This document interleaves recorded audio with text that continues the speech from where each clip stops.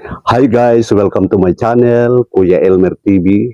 Yes, kung hindi pa po kayo nakapollow, please follow and click the button at paki-subscribe na rin. Yes, magandang umaga po, magandang araw po sa inyong lahat. Tuturuan ko po kayo kung paano magsalita ng Obo Manobo ng North Cotabato. Yes, Obo Manobo ng North Cotabato. But bago po yan,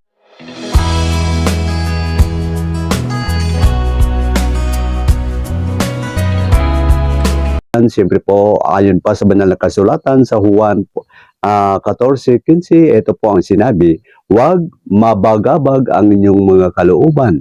Sumampalataya kayo sa Diyos at sumampalataya kayo sa akin.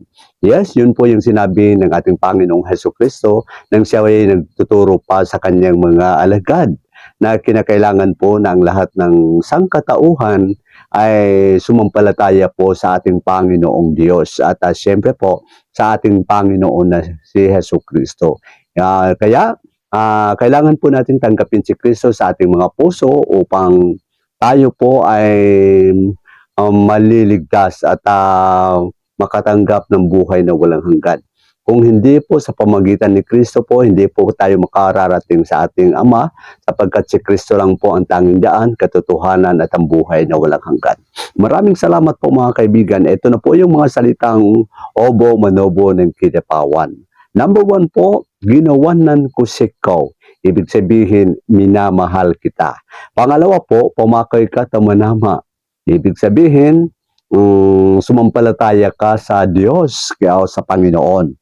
At pangatlo po mga kaibigan, ginawanan ko daw manama.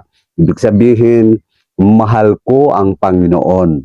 At pang-apat, dasaka. Ibig sabihin, manalangin ka. At panglima, manama. Ibig sabihin, Diyos o Panginoon. Sana may natutunan kayo sa konting aral natin ngayong araw. At please follow and subscribe and click the button para maging updated kayo sa aking mga upload. Maraming salamat. God bless. Bye-bye.